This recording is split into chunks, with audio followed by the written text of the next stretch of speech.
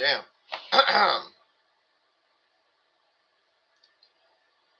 Okay, I'm here. Welcome. I'm very sorry, guys.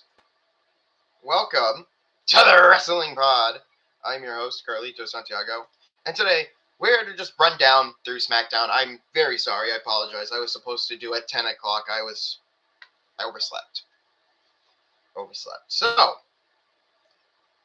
let's get right into it, shall we? We shall. We are in Spain, Barcelona, Spain, of course. She's still jaded. After the usual array of superstars arrivals and a recap of Saturday Night main event, Jade Cargill made her way to the ring with Meechin and B-Fab. She talked some trash about Ripley, which brought the champion to the ring to issue a response. She reminded Cargill of her winning record against her and promised to repeat her success on Sunday. Cargill said the division doesn't revolve around her and even went as far as to claim nobody in the locker room likes her. Flair and Bliss came out to add their thoughts. This led to Nick Aldis booking Cargill and Bliss. Bliss also mentioned, hey, I used to be in the ring with people who used to have fire some comebacks, so you don't want any of this little miss 5 feet of fury. The number one contender was getting some good heat in the segment. The Spanish crowd was booing loudly enough to make it hard to hear her at times. Predictably, Ripley was over and received a big pop when she arrived. This was a relatively simple segment designed to hype up the women's title match, though it didn't do much to advance the storyline, but it wasn't bad. So, C+. We get to Bliss and Cargill right there and then. Right after a commercial break, we got to Bliss and Cargill. The Goddess had the upper hand at first, thanks to her quickness, but the Storm used her power to stop her from building up more momentum. Cargill dominated her opponent through the breaks as Flair and Ripley watched helplessly from ringside. While Bliss began to make a comeback, the crowd started chanting and singing. WWE could have booked Cargill to get an easy win ahead of their title shot on Sunday, but this ended up being a competitive fight that made Bliss look good, even in defeat. All 4 women at ringside ended up fighting to the back. After countering Twisted Bliss, Jade Cargill hit a pump kick, followed by Jaded for the win. Cargill still has some things she needs to work on, but this was a decent match. The number one contender hit one more Jaded on the chair after the match was over. So that took Bliss out, really. Great to see plus. Nothing much to change here. Let's keep going. Axiom took on The Miz. Cody Rhodes and Sami Zayn had a confrontation backstage. Zayn wanted an apology from Rhodes after hitting his finisher last week after he helped take care of Gunther. Rhodes said it was a fair game because it happened during a match. Miz was upset that Wilson would not be by his side for this match against Axiom. Or, well, he was supposed to have a tag team match, but it didn't happen. So, especially since they were in Europe. Lillian Garcia introduced Axiom in Spanish, and he got a great reaction from the crowd. They had a brief sequence of counters before the lights flashed in the arena for a moment. Nathan Frazier cheered his partner on from ringside, as he usually did, because he's not really in a match. He's supposed to be in a tag team match, supposed to be a tag team, but we're getting singles matches here, right? I'll get more onto that later, because we have another match to talk about with the same fucking Perales. Anyway, Nathan Frazier cheered his partner on from ringside as he used his speed to combat the A-lister. This match was booked exactly how it needed to be booked. The Miz played the classic wrestling heel like a pro, and Axiom did a great job on playing up to the crowd as the heroic babyface.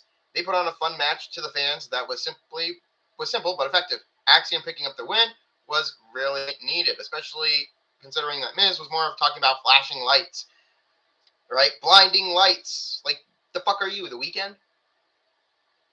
Graded a B. Danhausen's equipment was held up at Customs. Aldis told him he wanted him to appear in front of the tonight. Danhausen ran off with an idea in his mind. So Danhausen's still getting a lot of, he's still getting something in there. Here's one to talk about right here. Damian Priest and Royce Keys took on the MFTs. Yeah, see, R-Truth is still not medically cleared, so God forbid he gets fucking, cleared up. They'll be defending the tag titles, and they'll be taking them off and putting them right back on the MFTs, huh? Anyway, after his segment, we ended up getting Damian Priest and Royce Keys teaming up to take on Tama Tonga and Tala Tonga. Solo was at ringside, but Truth didn't show up until the end. So Tama Tonga has put on a lot of muscle since coming to WWE, but he was still the smallest guy in the ring because all 3 other competitors were so huge. Keys ended up being in the position of a babyface who gets double teamed. Well, I guess. And he was getting double teamed through the break. But the Archer of Infamy got the hot tag when, of course, Keys was getting double teamed through the break. The Archer of Infamy, Damian Priest, got the hot tag when the show returned. This was one of those matches that was decent, but it felt like it was missing something. And it was missing R-Truth's comedic abilities, mind you. They were following a familiar pattern we have seen in countless tag team matches. It didn't feel exciting despite everyone putting in a good effort. Sikoa attacked Priest behind the referee's back, which paved the way for Tala to hit a chokeslam for the win. The MFTs are likely to leverage this into a shot at the tag team titles once truth is clear. Yes. And by doing so, they're probably going to have fucking them win. So, you can forget about that shit. C+. Sami Zayn took on Matt Cardona. Yup. Sami Zayn was talking to a comatose Johnny Gargano backstage when Matt Cardona approached him. Their conversation turned hostile and led them to agreeing to a singles match. Despite being on the heels path these days, the Spanish crowd was still singing and chanting along with Sami Zayn's entrance music. Cardona didn't get much of a reaction, so it was clear who was the favorite here. The first couple of minutes were pretty standard exchange takedowns. Zayn eventually upped the aggression, but he still wasn't breaking many rules. They had a good classic back-and-forth fight, but Zayn definitively controlled the pace for the majority of the match. Cardona rallied, but it was too little, too late. Zayn nailed the Haluva kick for the win. This was entertaining, but the story would have worked better if the crowd was booing Zayn. So no B+ here, but graded a B for how good the match was. WWE also aired a comic book-inspired video hyping up the Mask vs. Mask match between El Grande Americanos, both of them. Tiffany Stratton and Chelsea Green also had an awkward segment backstage that made Green look more sympathetic than usual. So I guess we're going to turn her babyface? Who knows?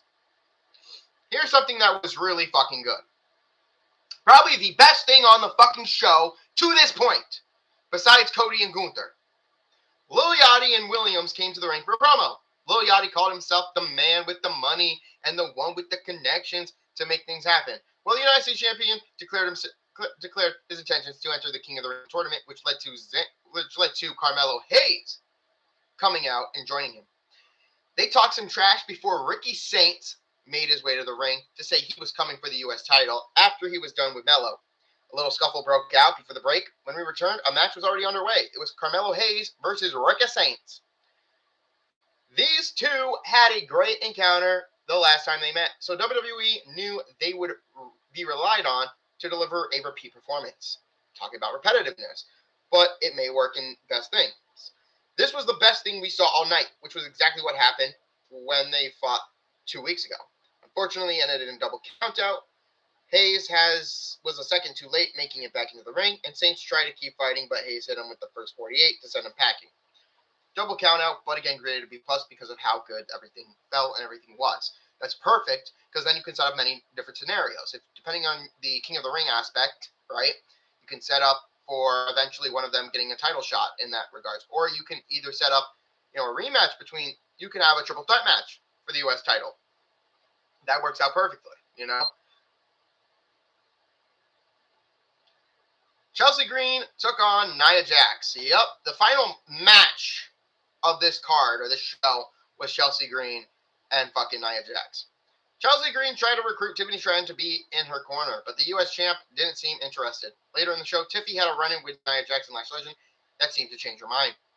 This was Green's first singles match since February, due to being out with an injury. The Barcelona crowd was happy to see her, and she leaned into it by acting like more of a babyface than usual. Green fell into the role of an underdog against the powerhouse Jax. She kept finding ways to make brief comebacks, but it looked like the former women's champion had her number until the last couple moments. Stratton's music provided the distraction she needed to, of course, get Lash Legend off the apron. And with the referee's back turned, Tiffany Stratton attacked Nia Jax with the title belt, hitting her and allowing Green to pick up a tainted victory. So graded a C+, but Green was great to be a babyface. And probably having Green, once we can drop the U.S. title from Stratton, you could probably team them up and have them go after the women's tag team titles, which would be nice. Two great babyfaces who are literally best friends behind the scenes. I've seen them before. They're great behind the scenes. The final segment was the face-to-face meeting between Rhodes and Gunther ahead of their match. Of course, Cody doing his casual babyface, talk, and Gunther being his good verbal self, vowing to choke Cody out like the rest of them, like Cena, like Styles, like Goldberg. But Goldberg was a given. So they had a nice verbal exchange to sell their showcase. So Rhodes was specifically strong in this segment. However, Gunther did vow to do many things, and we'll have to see if he acts on those promises. Friday's episode did a good job hyping up the PLE this weekend, but it didn't do enough to make the episode stand out on its own. The only match worth going back to watch is Hayes and Saints, but that didn't even have a satisfying ending, unfortunately, with a double count out.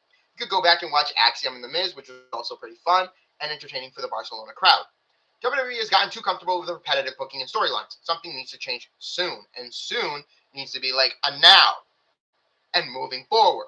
Because now we're coming up on Clash in Italy, and then we're coming up on fucking Saturday Night Event, and then we're going to come up on a fucking Night of Champions, and then we're going to come up, back pace. We're going to come up on Night of Champions, then we're going to be coming up on a Saturday Night Main Event, and then eventually we're going to hit SummerSlam. And I've got that weekend already planned out, already stretched. SummerSlam weekend, you guys will be here. I will set it for a month from July. You guys know how I do. I get that whole SummerSlam weekend and week after SummerSlam off. Completely vacation for me from work. So I hope to see you guys there doing that. But needless to say, SmackDown's final grade is a C+, and I got to agree with it. There was only a good few moments in this. Like Ricky Saints and Hayes was good. Fucking The Miz and, Miz and Axiom was good. I mean, not even Sami Zayn and fucking Cardona was all right. But again, none of those could live up to what was expected.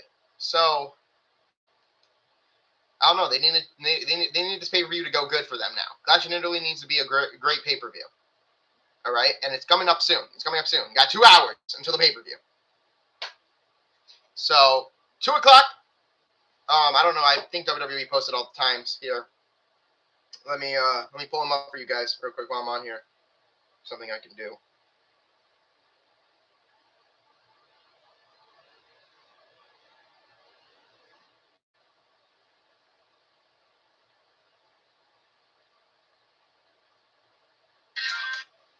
Whoa.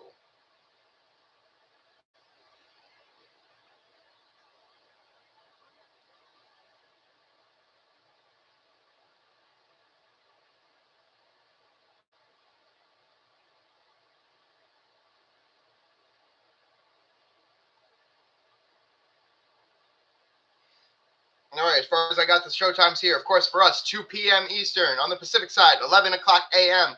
Italy, 8 p.m. For the UK, 7 p.m. South Africa, 8 p.m. Nigeria, 7 p.m. Pakistan, 11 p.m. India, 11:30 p.m.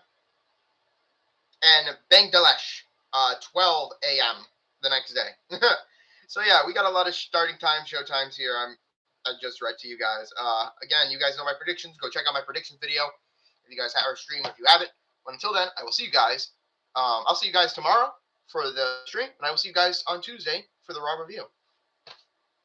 Peace.